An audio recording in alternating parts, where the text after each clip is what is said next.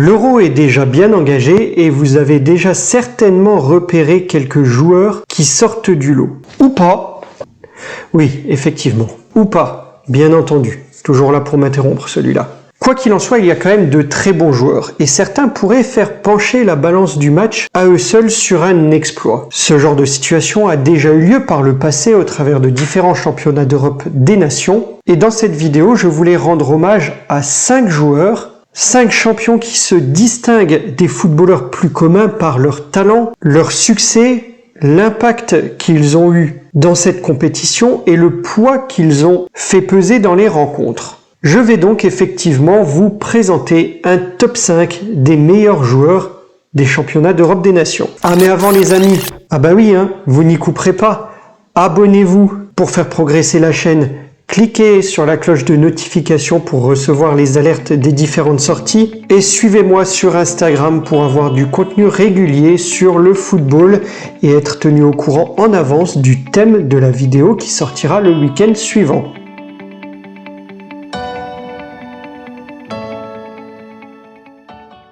Bonjour les amis et bienvenue dans ce nouveau top 5. Alors top 5 crescendo, nous allons d'abord voir le numéro 5 puis remonter dans le classement. Purement subjectif, comme toujours, vous avez l'habitude, alors n'hésitez pas à vous exprimer en commentaire pour me donner votre avis. Et enfin, je précise, ce top 5 n'intègre les performances des joueurs que pendant les compétitions Euro. Alors même si vous aimez Dida, vous ne le verrez pas. Comment ça, il est français?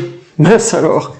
Bon, vous avez compris l'idée. Vous ne risquez pas de voir Messi par exemple pour éviter toute polémique. Allez, installez-vous confortablement, c'est parti.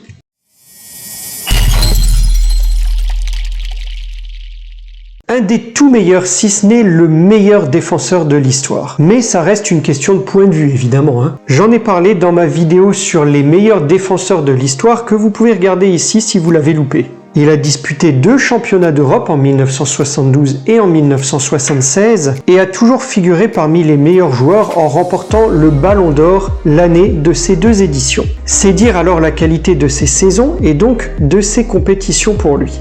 Lors de sa première édition en 1972, il remporte le tournoi avec l'Allemagne de l'Ouest alors à l'époque contre l'Union soviétique 3-0.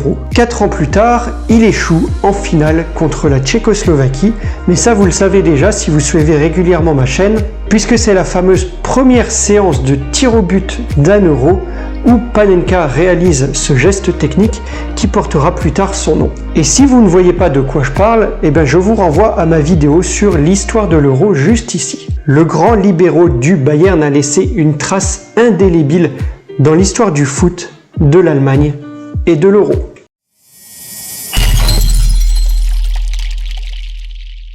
Comment ne pas citer l'animateur principal, à mon sens, de la Rora dans ses plus grandes années de gloire avec 2 Euros et une Coupe du Monde entre 2008 et 2012. Pour ma part, un des joueurs qui aurait clairement mérité le Ballon d'Or, mais qui, à mon avis, a péché par sa moins bonne médiatisation, exposition que Ronaldo ou Messi. Il faisait moins de ventes de maillots, moins de pubs, était moins exposé dans les médias, et cette moindre visibilité l'a écarté, à mon avis, de ce Ballon d'Or, de cette récompense. Je ne vois pas d'autre raison.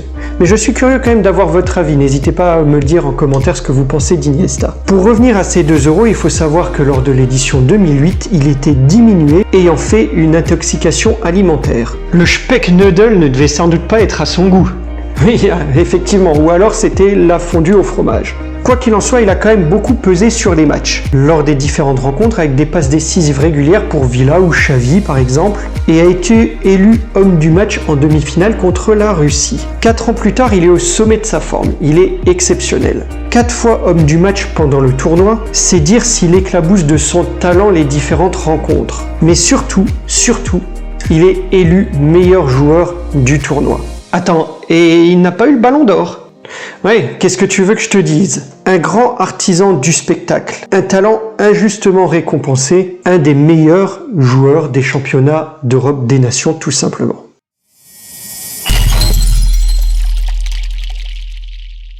Décidément, la gloire de la Rora entre les années 2008 et 2012 est intimement liée à ces 2 joueurs. Iniesta, je viens d'en parler, mais aussi Xavi. Deux immenses talents.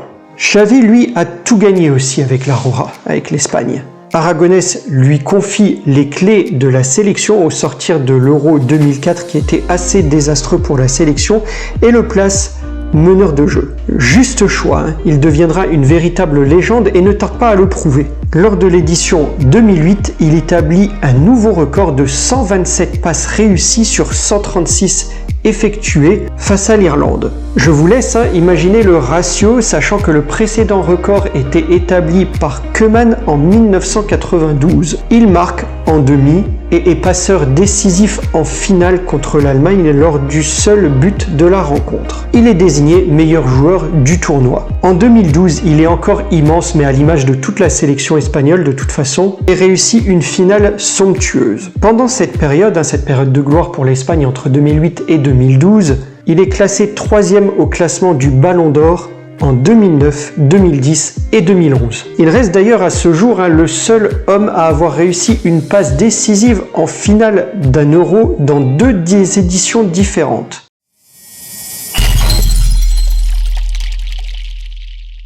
Un héros pour son pays, avec une carrière malheureusement écourtée pour des pépins physiques. Grande star du Milan AC, il remporte l'Euro 88 avec les Pays-Bas grâce à son génie et à son sens inné du but. 5 réalisations tout de même, en passant par un triplé contre l'Angleterre, un but contre les Allemands de l'Ouest en demi et un dernier but, le 5e, en finale contre l'URSS avec cette volée légendaire, et je vous prépare notamment une vidéo là-dessus. Van Basten avait la capacité à réaliser des gestes spectaculaires, à l'image des papinades de Jean-Pierre Papin ou des buts zlatanesques de Zlatan. Malheureusement, il ne parvient pas avec sa sélection à conserver son titre 4 ans plus tard en Suède. Vous pouvez aller voir ma vidéo sur le très beau parcours, sur la très belle épopée juste ici du Danemark lors de l'édition 1992. Il échoue effectivement en demi-finale contre les futurs vainqueurs, donc les Danois. Il a été élu parmi les meilleurs joueurs sur ces 2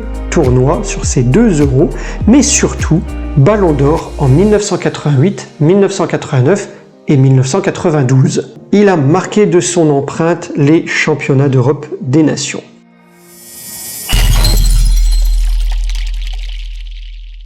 Évidemment, quand on pense euro, je pense que beaucoup de monde a la même image en tête, on pense à Michel Platini. S'il y a un joueur qui sort du lot par son impact qu'il aura eu dans une compétition, eh bien c'est bien lui. Il a survolé l'Euro 1984 comme personne d'autre. Imaginez-vous, 9 buts en 5 matchs, dont 2 triplés contre la Belgique et la Yougoslavie. Du pied gauche, du pied droit, de la tête, sur coup franc, tout y passe. Il faut bien s'imaginer l'exploit, 9 buts en 5 matchs.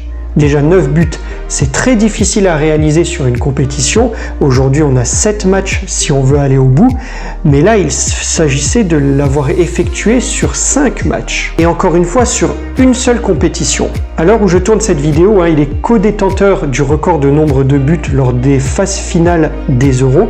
Mais peut-être que lorsqu'elle sortira, Ronaldo aura déjà dépassé ce record. Quoi qu'il en soit, pour ce dernier, ce sera sa 5e participation à une phase finale d'un Euro, alors que Michel Platini a réalisé ce record de 9 buts en un seul tournoi. Meilleur joueur donc du tournoi en 1984, il remporte le Ballon d'Or en 1983, 1984 et 1985.